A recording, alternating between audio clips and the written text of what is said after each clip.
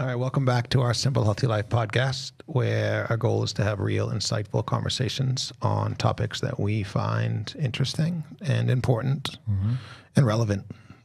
And today we have one of those topics that has come up quite a bit in my world, and I wanted to talk to Ryan a little bit about it and let the audience in on this topic of resilience. And it keeps coming up in my world, probably because I've had to be so resilient recently, but also talking to people that aren't actually thinking about resilience the way that I do. Doesn't mean I'm right. In fact, part of the reason I'm having this conversation with you today is because I want to kind of bounce some ideas off of you. But this topic of resilience. So before I kind of give you my thoughts around it, I'm going to open it up to you and just kind of say, when I say the word resilience, what do you think of? Yeah, I think of tolerance, right? Like I think of being able to sit amongst chaos in some form, or stress or tension, and to be, right? To not have that be something in which we're reacting super heavily to, right? So if you're resilient to sadness, you can be sad, right? And there isn't any like obligation that you feel to solve that, right? So to me, a resilient person is someone who like weathers the storm. Essentially, they're able to without crumbling, right? Reacting in ways that don't necessarily serve them or the situation. Okay. Wow, I'm glad we're having this conversation. Interesting. So I think about setback. I think about something that happens along the way that moves you backwards, either from your goal or from a relationship or from something that you were trying to accomplish, physically, mentally, spiritually. I think that's what I think about setback, and then I think about the comeback, right? And a resilient person is someone who does get knocked down and then does get back up, right? That ancient Chinese proverb, like knocked down 6 times, get up 7, or I think it's 7, 8, whatever, unlimited. That's kind of what I think about when I think about this term, resilience. Sure. And again, kind of from a human emotion standpoint, right? A resilient person is someone who's gone through loss before, and they, I guess it's almost like they don't show it, right? Like this is what I'm thinking about when I think about someone who's resilient. Like they're not just wallowing around, like they're not down about it. They're not like they move past it. If that makes any sense. Well, sure. I suppose like if you're headed in a path or walking in some specific direction, say career, you're doing your career and you're taking steps, you're showing up every day, you're doing the best you can, but then all of a sudden, well, big setback, you lose your current job, right? Well, I would say that a resilient person, is probably feeling the feelings, yet they are able to take the next reasonable step fairly soon, right? They would be okay. Well, let me go search for a new job, and they're not making it a personal thing. Perhaps they're just able to keep going. So yeah, experiencing a setback, tolerating the very valid emotions that come with that, and then continuing forward in action as you. Yeah, maybe you wouldn't expect it. Maybe that's why you say, like, I wouldn't expect a person to, experience a setback and then not wallow, right? Because that would maybe be the more common response, right? Yeah. So give me an example of a time when you had to be resilient. I mean, I think in any time that any experience you have, I mean, there is an essence of resilience, right? I mean, my best friends passed away recently. My little Teddy, my little dog. So yeah, I mean, this was just early, a couple months ago.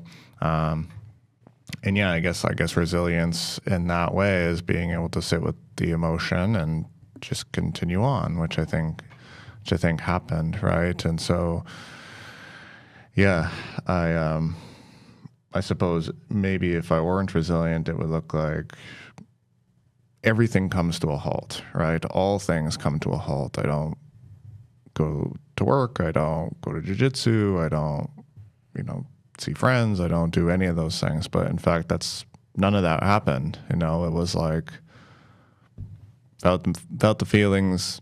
It sucks. It's a tragedy in my eyes, right? It's not a fun time, obviously, yet nothing gets interrupted because it doesn't need to.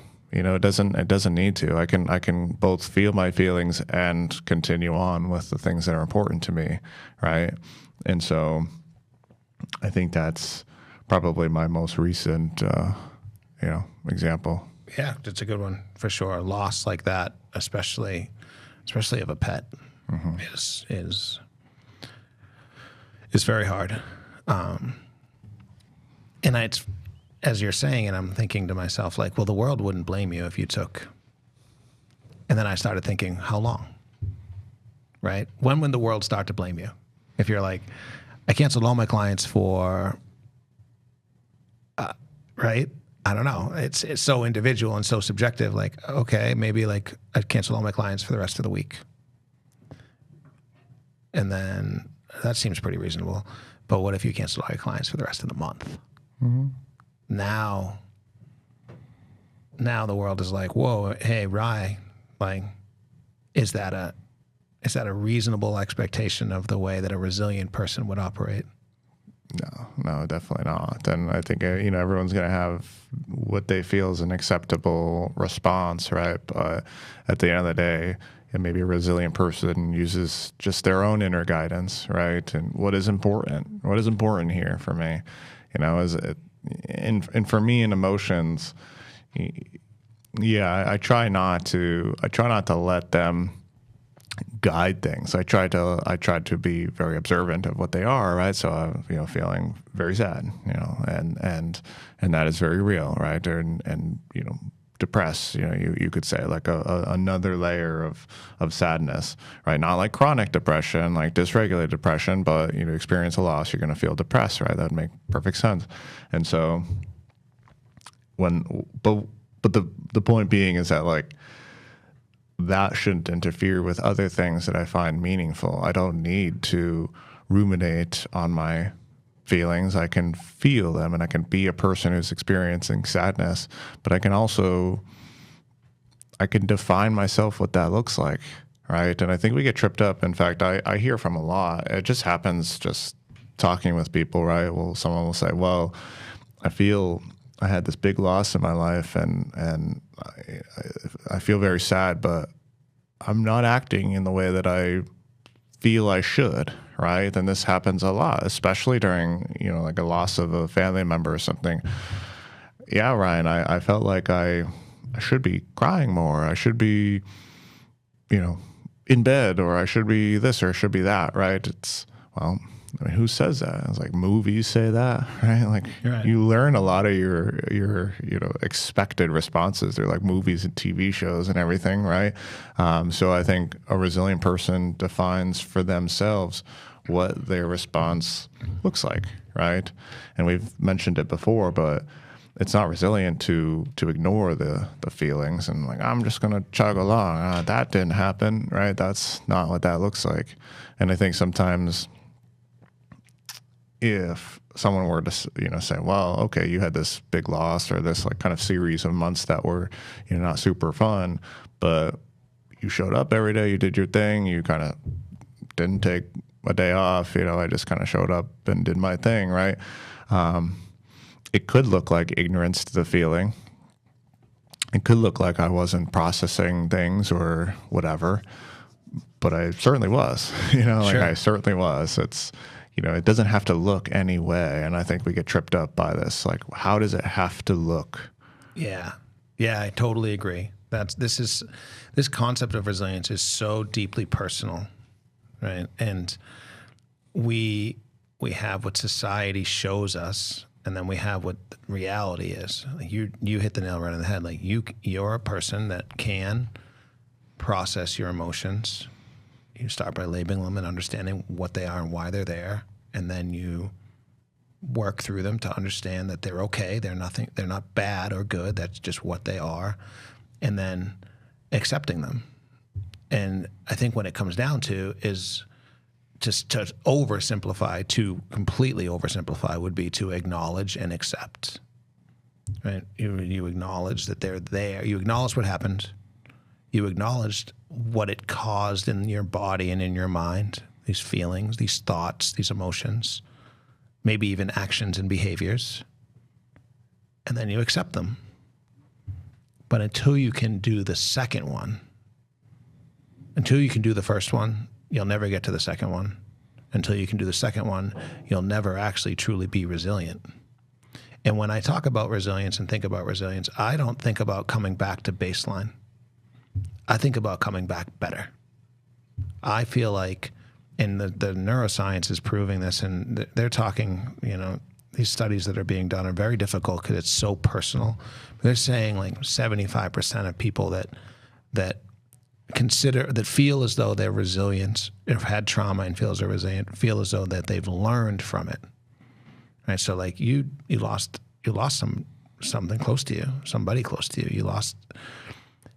Will it make it easier when you go out and get another dog and they don't live as long as we do? That's just fact. No. But when that dog eventually passes away, will you have a baseline? Will you have some understanding around it? Yes, you will. You'll have some understanding around it. It won't be the same thing. It may be completely different. But you'll have some understanding about the way that you process this feeling and this motion. And even if it's just relevant that it's worse for some reason, at least you have some understanding around it. Does this make sense? Yeah. I think that's a big point, is because loss is always going to feel like loss, right? And that's maybe the point at large here is that when you experience something, a setback or whatever, is that you have to develop some clarity around what it is that is actually happening. Okay, I lost my dog. It was pretty fast and sudden, and I'm feeling quite depressed or whatever. Some element of sad. Okay, that is what it is, but first, it's not like that is totally measurable in some sense. Like those are facts, right? Those are absolutely facts about the situation. What is not a fact is I could have done this better.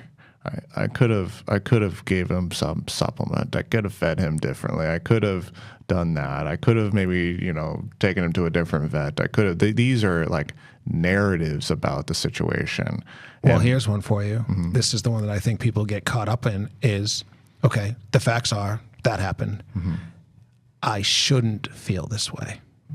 Right. That's the big one. Right? Like, okay, I feel sad. I feel all these things. Like, I'm going to downplay it for the audience, but we know it's not true. Like, it's just a dog, right? And I know it wasn't just a dog. Mm-hmm. It never is. And, or some people would even like kind of terribly. I've heard plenty of people say like, well, losing a cat's not as bad as losing a dog, right? It's weird. It's like, I have cats, you have a dog, but it's just as bad, I promise. Yeah. But like the narrative we tell ourselves, right? I'm feeling this way. I know I'm feeling this way. And the part and this is what I was kind of talking about earlier, I shouldn't feel this way though. Right. When does it go from the objective, I feel these things, to the subjective, I shouldn't feel these things? Yeah, well, should is a really, pathologic word in some sense. I mean, it's comparative. And we know about comparisons, but you should. Don't shit all over yourself. Right. I should feel this. I should feel that. That is still though highlighting an emotion, right? And what is truly the clarity here? You and I were talking beforehand.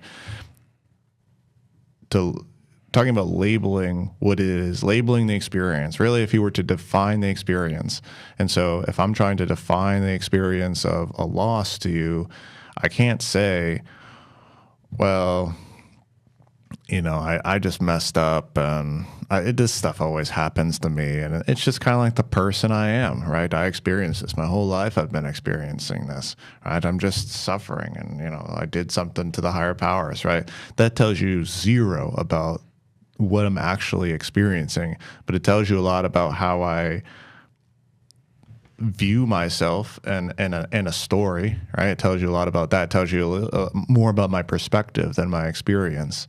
And so if I say, well, here's what happened, here are the details, here's how I felt depressed, and I don't know why I was feeling depressed. And actually, I felt shame over the fact that I was feeling depressed, right? That's the underlying of I should feel not this way or that way, right? And so I can highlight the emotional profile, but that develops a lot of clarity, right? As if I were talking to someone who has no idea, what my perspective is or who I am. They can still resonate with, ooh, I felt depressed before. Ooh, I felt shame before. And ooh, I kind of understand the exact details of how that played out. But what happens for a lot of people is that we don't actually objectively define what it is that we're feeling and what it is that is happening. We go right to narrative. Oh, happens to me all the time. Of course this happened, right? I've just got bad luck. Right, yeah. So we have these narratives, we have these objective thoughts, we have these emotions, we have all of this stuff that we can both understand and sometimes not understand. We can label it, we can do all of the things, but how do we get it out of our head? Right? How do we, all we're after is shortening the timeline, really, if we're talking about it, right? You miss the game-winning goal, you want another shot at it. How do we shorten the timeline between how you feel and how you can bounce back and be stronger? I think the answer is literally get it out of your head. I think the answer is write it down. Talk to somebody. Like, we have these setbacks, and we hopefully have people in our lives that we can speak to. Like, say the words, I am feeling, you highlight it all the time, right? I am feeling sadness right now. When we just sit with it and ruminate on it, we're not really labeling it. Unless you're pretty advanced in this, you can probably do it, but most people can't. Most people it just shows up in their actions. They're mopey. They're down. What's wrong? Nothing. My dog passed away. I'm fine. It's fine. It's fine, right? And then how long does that go on for? Until eventually you acknowledge it and accept it and you're able to move forward. But if we're trying to be resilient, if we're trying to build a skill of resilience, then we got to have some tools that we can use. And I think these tools are as simple as labeling it, writing it down, talking to somebody about it, taking constructive feedback, picking yourself up by your bootstraps is like one aspect of it, but you don't do that until you label it, write it down, talk to somebody, look at it, objectively understand it, and then move forward from it. Does that make sense? Totally. Yeah. I mean, I think too many people don't define the situation as it is objectively and play around in narrative land. And the narrative can be very compelling, right? I mean, we have full clarity on like what the narrative and what the stories are of our lives, and we think in that way. That's how we think. So it's a bit of a practice to say, well, here's what it actually is. I'm feeling guilt, shame, whatever. In the example of like a job loss, right? Okay, disappointment, vast disappointment, whatever you would call that. Guilt that I knew I didn't do things right. I made choices against probably what I should have done, to feel truly like I put in enough work. And I feel shame, I feel shame because whatever. Okay, very real experiences, and you can talk to people about that. But maybe what we think about is, yeah, that always happens to me. I knew it was coming. I had a sign. I knew it was coming, and it's just par for the course for me. I always mess up, right? And that like identity narrative piece. I mean, it's just so. It's not Right. It's pathological, Yeah. right? It prolongs the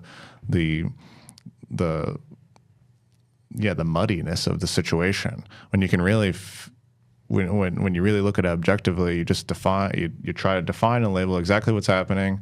Okay, here are the feelings I'm experiencing. Great. That brings you maybe to like step 2, which is being okay with the fact that you're experiencing that, acceptance, I guess you would call it. Yeah.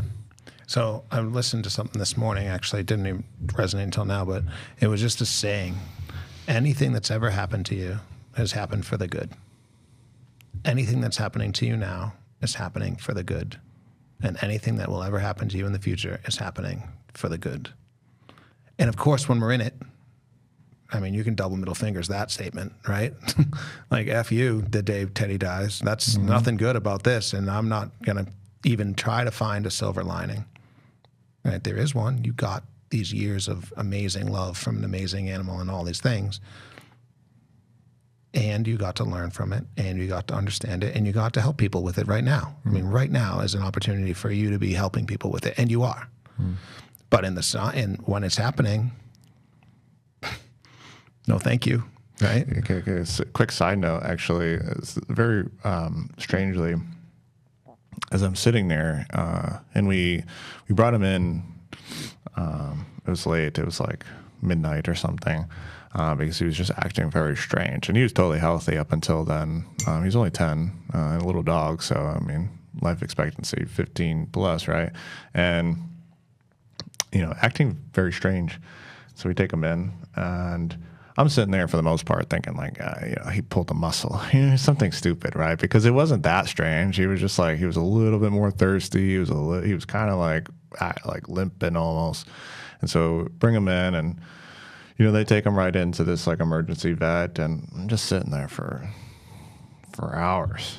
And I'm just like, man, this is like I'm thinking he's at the back of the queue because they got all the other bigger problems, and so they're just taking forever to get to him. And it's like 3 hours or something before we actually hear anything.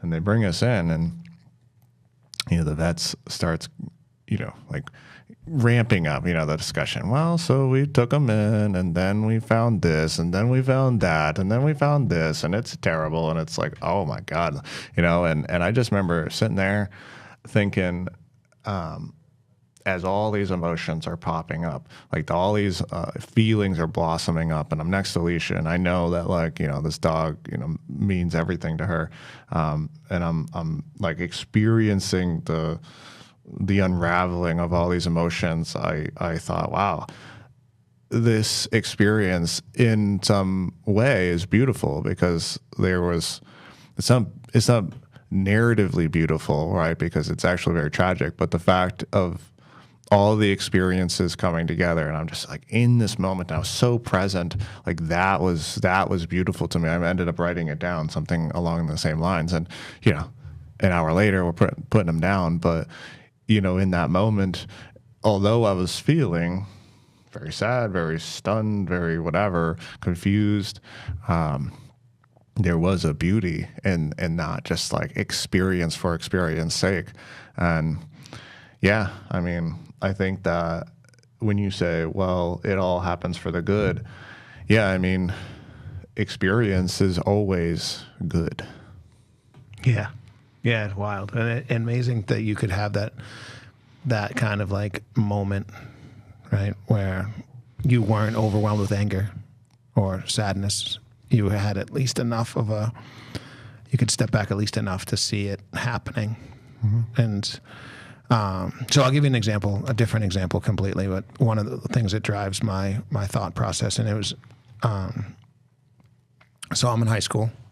It's my senior year, and as the audience knows, like wrestling was my personality, right? I was training for it, working at it, doing all the things. Middle of my senior year, undefeated, went and spent unlimited hours all summer wrestling, traveling around the country, doing all the things, basically planning off where I'm going to wrestle next year. I go out, I do this move that I've done a million times in North Andover High School, at like 7:05, fall down.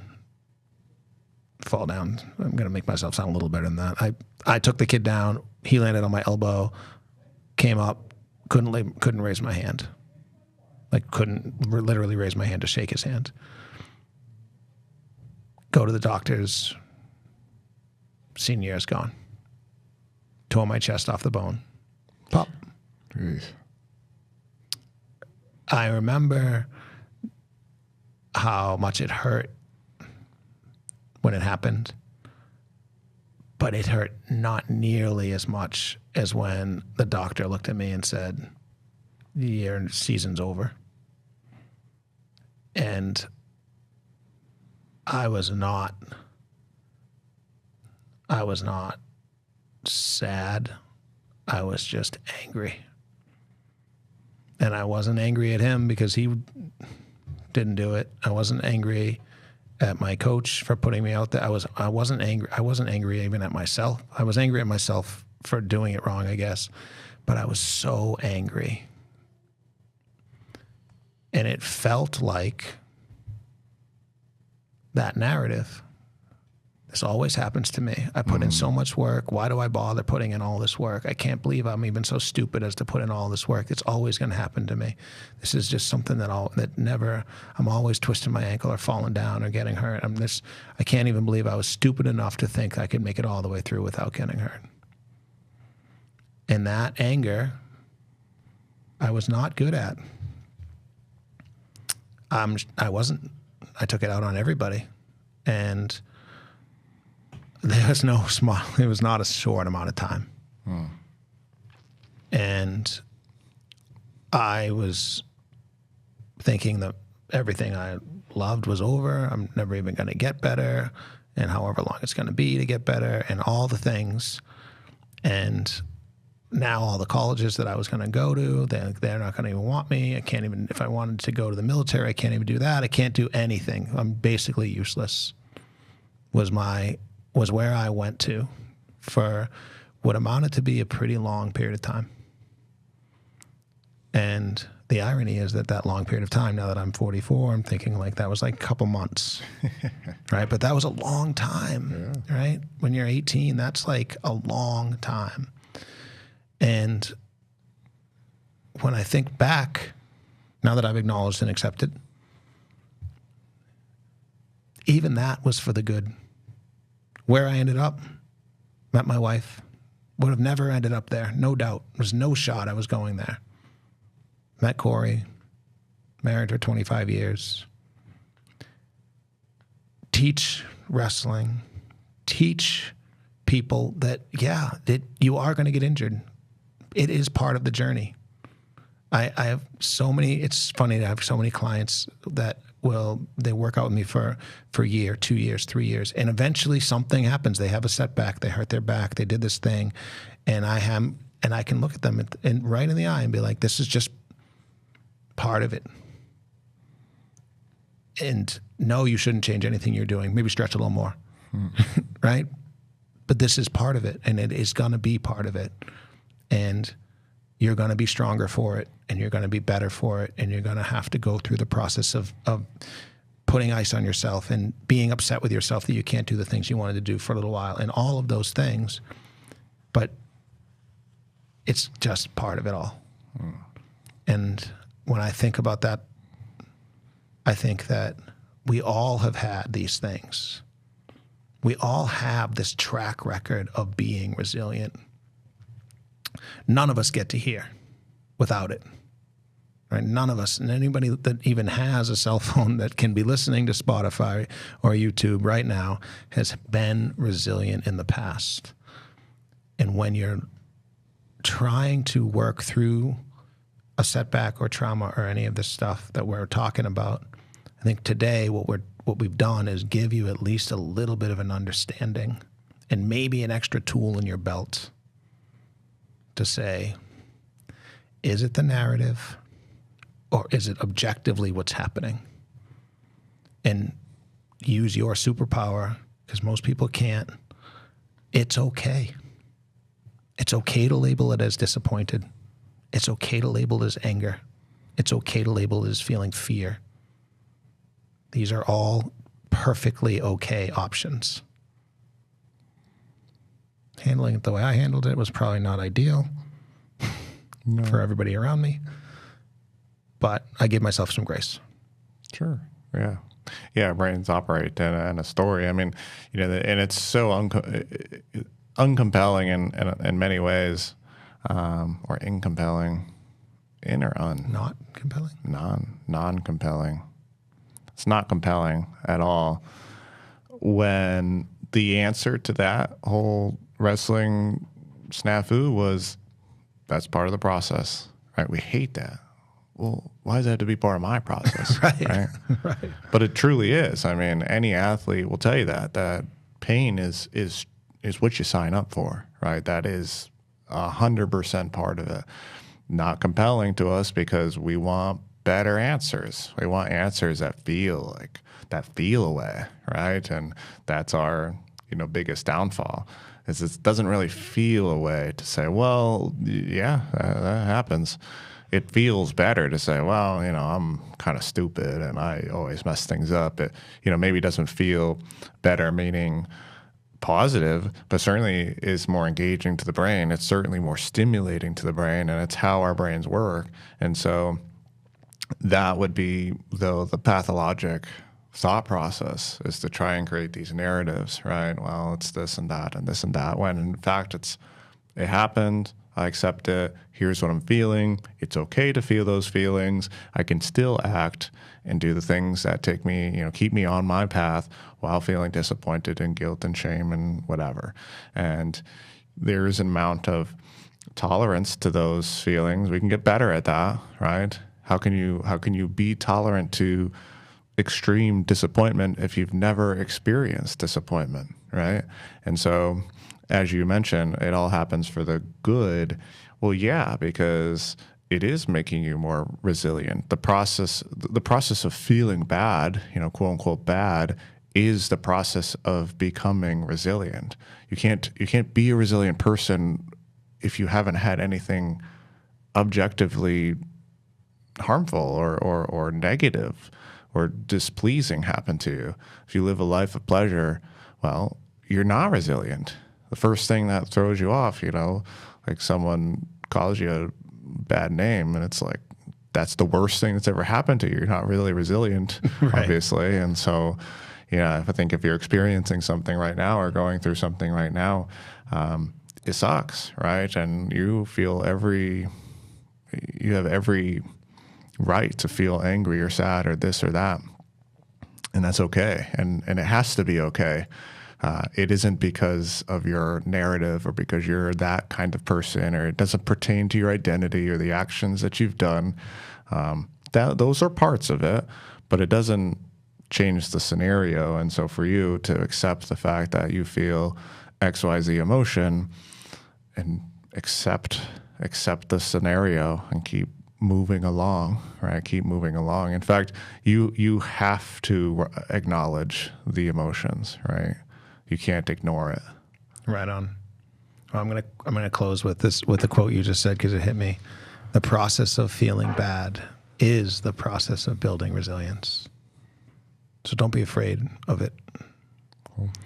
Well, if you like this stuff and you're interested, or you feel like somebody could use it, especially on this topic, even if there was just a nugget that you found in there, share it, send it to someone that might benefit from it. Reach out to us, let us know, and we'll catch you on the next time. Thanks.